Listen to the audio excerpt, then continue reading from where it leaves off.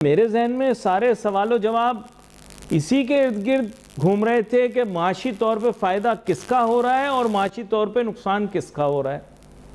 एक लम्हे के लिए सोचते हैं, सोने की कीमतें तो गिर गई, चांदी की कीमतें तो गिर गई, कॉपर की कीमतें भी गिर गई।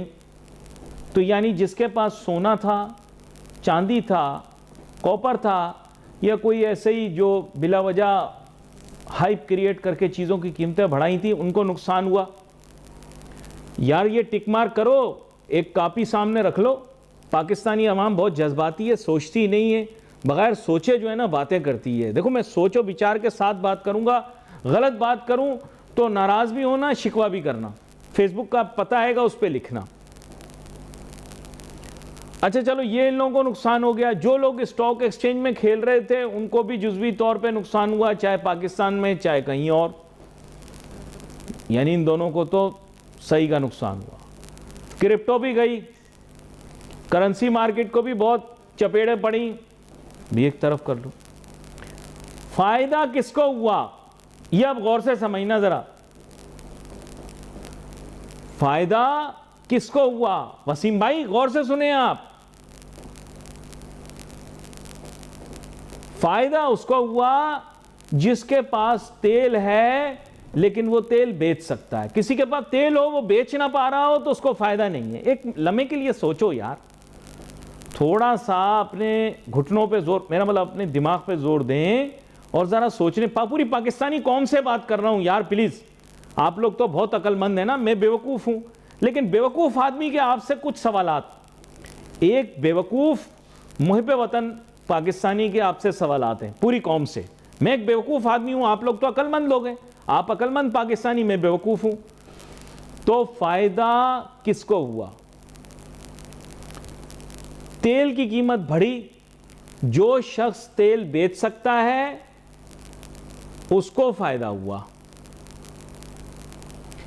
अब वो ममालिक जो तेल बेच सकते हैं, गौर से सुनना मेरी बात को टाल नहीं दिया करो, बात गौर से सुना करो।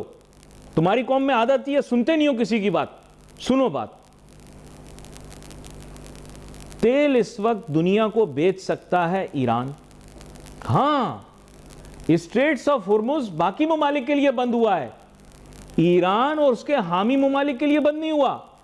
ईरान जितना मर्जी तेल चाहे वो बेच सकता है। यानी इस जंग के नतीजे में तेल की कीमत बढ़ने की माशी फायदा किसको हो रहा है? ईरान को। एक तो ये हो गए।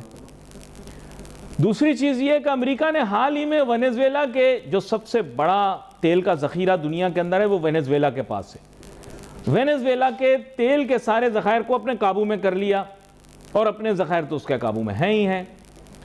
तो यानी तेल की कीमत बढ़ने से उसको फायदा होगा जो तेल बेच सकता है। एक ईरान को फायदा हो गया और एक अमेरिका को फायदा हो गया।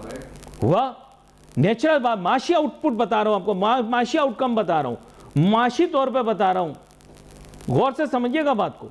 ये जज्बातियात छोड़ देना, ये जीत रहा है, वो जीत रहा है, वो हार गया, हाँ उसकी कोचराई हो गई, उसकी बेइज्जती हो गई, ये चीजें छोड़ दो। माशी तौर पे देखो किसका फायदा हो रहा है। इन दोनों का बड़ा फायदा हो रहा है। तीसरा फायदा देखो, सऊदी अरब अकेला वो मुल्क है जिसके तेल के ज़खायर आबनाए हुर्मुज से जुड़े नहीं हुए। वो चाहे तो दूसरी तरफ से भी भेज सकता है।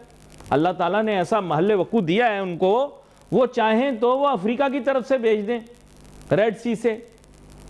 और उनके सारे तेल के ज़खायर इस वक्त खतरे में नहीं हैं। चंद हैं जो आबनाए हुर्मुज की तरफ हैं, जो नहीं है वो तेल बेच सकता है। और सऊदी अरब तो कई सालों से यही बात कर रहा है कि भाई सप्लाई बढ़ाते हैं तो बैनुल अक़वामी कुव्वतों के दबाव पे बढ़ाते हैं, क्योंकि सऊदी अरब के ज़खायर कम हैं। वो नहीं चाहता सारे ज़खायर इस्तेमाल हो जाएं, वो तो चाहता है कि भाई तेल की कीमत बढ़े और उसको फायदा हो। तो यानी तीन को फायदा हो गया। किसको? ईरान को फायदा हो गया इस जंग का, सऊदी अरब को फायदा हो गया इस जंग का, अमेरिका को फायदा हो गया इस जंग का। अगर तेल की कीमतें बढ़ती हैं तो प्लीज अंडरस्टैंड करना, जरा जज्बाती नहीं होना। पेट पे लेट जाते हो, एकदम पेट पे नहीं लेटो, सुनो बात को, अकल से सुनो, अकल के नाखून लो। तो यानी इन तीनों को माशी फायदा बेशबहा हो रहा है। किस तरह से हो रहा है? कीमत बढ़ रही है, कीमत बढ़ती है, लोग तेल के सौदे खरीदते हैं। याद रखो ये फिजिकल डील्स नहीं है, कमोडिटी मार्केट वर्चुअल मार्केट है। तो इन तीनों ममालिक को बहुत ज्यादा फायदा हो रहा है। नुकसान किसका हो रहा है? कुवैत, बहरीन, इनका गुजारा नहीं चल सकता। कतर, यूएई, ओमान का भी एक हिस्सा आबनाए हुर्मुज से हटके वो चाहे तो कर सकता है, लेकिन इन पांचों को बहुत ज्यादा नुकसान हो रहा है। और फायदा किनको हो रहा है ये भी आपके भाई ने आपको बता दिया। मेरे साथ मौजूद हैं जनाब अकमल चौधरी साहब, किसी तारुफ के मोहताज नहीं है। इनसे ऑब्जेक्टिव डिस्कशन करूंगा और जज्बाती डिस्कशन नहीं करूंगा जैसे पाकिस्तानी मीडिया पे हो रही है, ठीक है ना। मैं जज्बाती डिस्कशन नहीं करूंगा। वेलकम करता हूं अकमल चौधरी साहब आपको। जी बहुत बहुत शुक्रिया।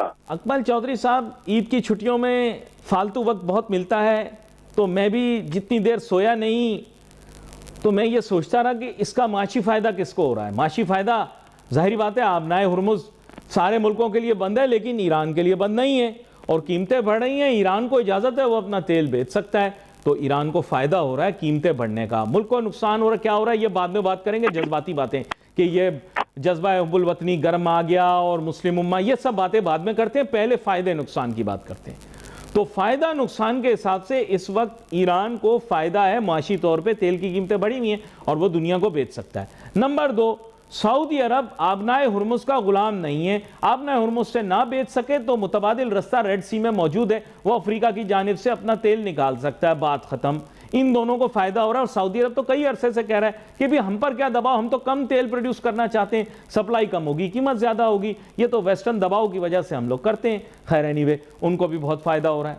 अमेरिका वेनेजुएला के तेल के ज़खायर पे कब्जा कर चुका। अमेरिका के पास इस वक्त अब दुनिया के सबसे ज़्यादा बड़े तेल के ज़खायर तक रसाई मौजूद है।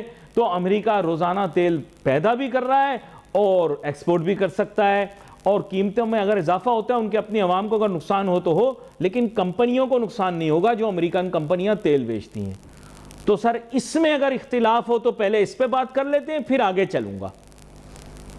नहीं, आपकी बात से मैं जो है ना बिल्कुल एग्री करता हूँ कि जो मौजूदा जो जंग है और उस जंग की वजह से जो माशी और स्ट्रेटेजिक नुकसान अगर मैं कहूँ किन मुल्कों का सबसे ज्यादा हुआ है, तो उनमें जो गल्फ के कंट्रीज हैं जिनमें यूनाइटेड अरब एमिरेट्स है, बहरीन है, कुवैत है, कतर है, इनका जो है ना वो सबसे ज्यादा जो है वो नुकसान हुआ है। उसके बाद सऊदी अरेबिया भी जो है वो समहाउ उसमें शामिल है। अभी जो स्टेट ऑफ हॉर्मुज़ से ट्रेड तो करता है, बैकअप तो अवेलेबल है, उसमें कोई डाउट नहीं है।